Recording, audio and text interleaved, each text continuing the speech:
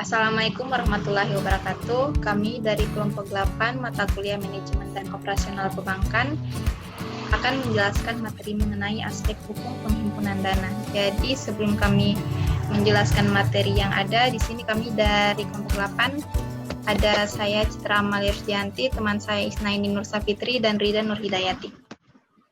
Jadi yang pertama yang akan saya jelaskan yaitu pengertian penghimpunan dana. Penghimpunan dana adalah mengumpulkan uang dengan syarat membeli dan dari masyarakat luas dalam bentuk simpanan giro, tabungan, dan deposito.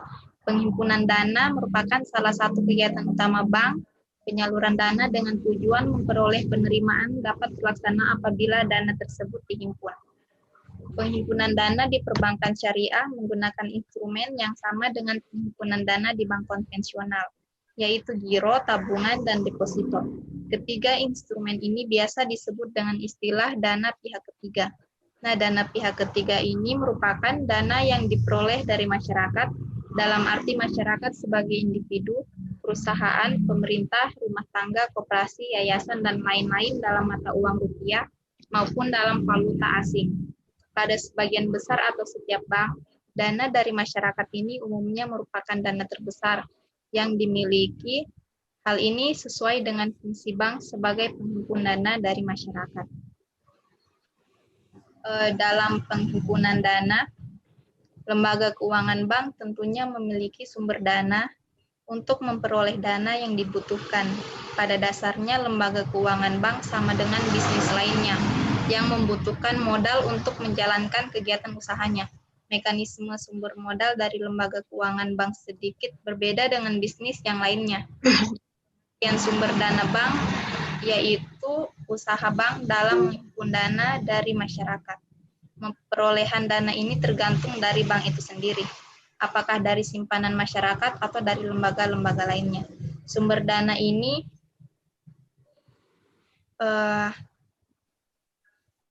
Sumber dana bank ini untuk keperluan operasionalnya dibedakan menjadi 3, yaitu dana yang berasal dari modal sendiri, dana yang berasal dari pinjaman, dan dana yang berasal dari masyarakat. Yang pertama, ada dana yang berasal dari modal sendiri, merupakan sumber dana yang sering disebut dengan pihak ke-1, yaitu dana yang berasal dari dalam bank, baik dari pemegang saham maupun dari sumber lain. Yang kedua, dana yang berasal dari pinjaman, yaitu sumber dana ini yang sering disebut dengan dana pihak kedua, yaitu sumber dana yang berasal dari pinjaman bank lain maupun lembaga keuangan lain kepada bank. Yang ketiga, dana yang berasal dari masyarakat, yaitu sumber dana ini sering disebut sumber dana pihak ketiga atau sumber dana yang berasal dari masyarakat sebagai nasabah dalam bentuk simpanan giro, tabungan, dan deposito. Selanjutnya yaitu mengenai media penghimpunan dana. Nah, untuk melakukan penghimpunan dana dibutuhkan media untuk menghimpun dana tersebut. Media yang digunakan untuk menghimpun dana adalah dengan adanya produk penghimpunan dana. Produk yang digunakan pada bank syariah merupakan simpanan. Simpanan adalah dana yang dipercayakan oleh nasabah kepada bank syariah berdasarkan akad wadiah atau akad lain yang tidak bertentangan dengan prinsip syariah dalam bentuk giro, tabungan, maupun bentuk lainnya yang dibersamakan dengan hal tersebut. Nah, selanjutnya yaitu terdapat bentuk-bentuk simpanan pada bank syariah. Yang pertama yaitu ada simpanan giro. Simpanan giro menurut Undang-Undang Perbankan Syariah Nomor 21 Tahun 2008 adalah simpanan yang berdasarkan akad wadiah atau akad lain yang tidak bertentangan dengan prinsip syariah, yang mana penarikannya dapat dilakukan setiap saat dengan menggunakan cek, bilet giro, sarana perintah pembayar lainnya, maupun dengan perintah pemindah bukuan. Nah, sementara fitur dan mekanisme pada giro berdasarkan prinsip wadiah, yaitu yang pertama, bank bertindak sebagai penerima dana titipan dan nasabah bertindak sebagai penitip dana. Yang kedua, bank tidak diperkenankan menjanjikan imbalan atau bonus kepada nasabah. Yang ketiga, bank dapat membebankan kepada nasabah biaya administrasi berupa biaya-biaya yang terkait langsung dengan biaya pengelolaan rekening, antara lain yaitu biaya cek atau bilet giro, biaya materai, cetak laporan transaksi, dan saldo rekening, dan pembukuan penutupan rekening. Yang keempat yaitu ada bank menjamin pengembalian dana titipan nasabah. Yang terakhir, dana titipan dapat diambil setiap oleh nasabah. Yang kedua yaitu ada simpanan tabungan. Yang dimaksud simpanan tabungan menurut Undang-Undang Perbankan Syariah Nomor 21 Tahun 2008 ialah simpanan yang berdasarkan akad wadiah atau investasi dana berdasarkan mudharabah atau akad lain yang tidak bertentangan dengan prinsip syariah, yang mana penarikannya dapat dilakukan menurut syarat dan ketentuan tertentu yang disepakati, tetapi tidak dapat ditarik dengan cek, biljet giro, atau alat lainnya yang dipersamakan dengan tersebut. Nah, transaksi tabungan syariah berbeda dengan tabungan biasa, karena dana yang ditempatkan diperlakukan sebagai akad wadiah atau titipan dan dapat pula berbagi hasil atau mudharabah. Yang ketiga yaitu ada simpanan deposito, sumber dana dari masyarakat luas. Yang ketiga yaitu merupakan simpanan deposito, dan pemilik deposito tersebut dinamai dengan deposan. Berbeda dengan dua jenis simpanan sebelumnya, di mana simpanan deposito mengandung unsur jangka waktu atau jatuh tempo lebih panjang dan dapat ditarik atau dicarikan setelah jatuh tempo. Nah, jatuh tempo artinya masa berakhirnya simpanan deposito. Sedangkan menurut Undang-Undang Perbankan Syariah Nomor 21 Tahun 2008, merupakan investasi dana berdasarkan akad mudharabah atau akad yang tidak bertentangan dengan prinsip syariah yang penarikannya hanya dapat dilakukan pada waktu tertentu berdasarkan akad antara nasabah, penyimpan, dan bank syariah atau unit usaha syariah atau USS. Selanjutnya ada akad penghimpunan dana. Akad penghimpunan dana terdiri dari 4 akad. Yang pertama ada akad al-wadiah, yaitu prinsip yang diterapkan oleh wadiah yad domana yang diterapkan pada produk rekening tabungan dan rekening giro. Dalam hal wadiah yad domana, pihak yang dititipi atau bank bertanggung jawab atas dana titipan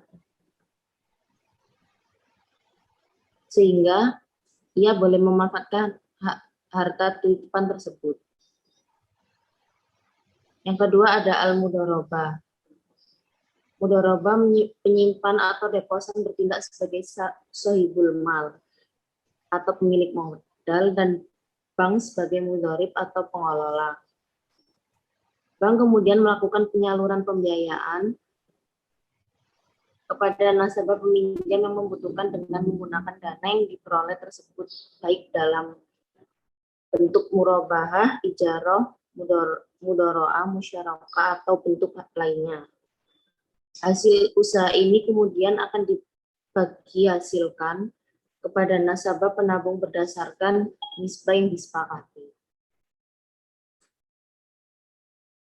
Yang ketiga yaitu ada mudharabah mutlaqah.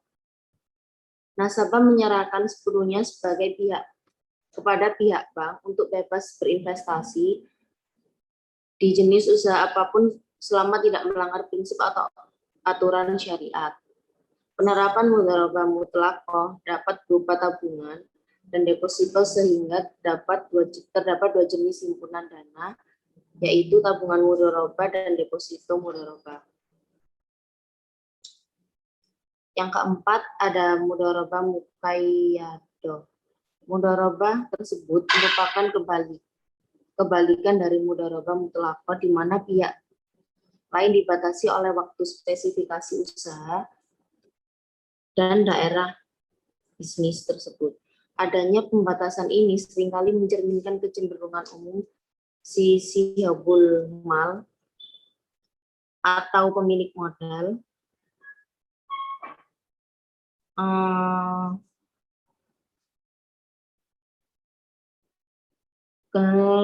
dalam memasuki jenis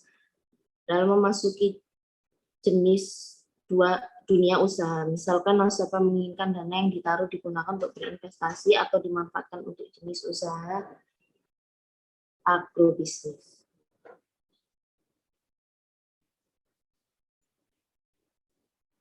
Selanjutnya ada jenis penghimpunan dana. Jenis penghimpunan dana Yang pertama, ada modal. Modal adalah dana yang diserahkan oleh pemilik pada akhir periode tahun buku setelah dihitung keuntungan yang dapat pada tahun tersebut. Pemilik modal akan memperoleh bagian dari hasil usaha yang biasa dikenal dengan dividen.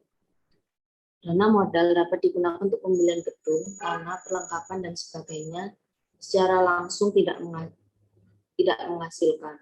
Selain itu, modal juga dapat digunakan untuk hal-hal yang produktif, yaitu disalurkan menjadi pembiayaan yang berasal dari modal.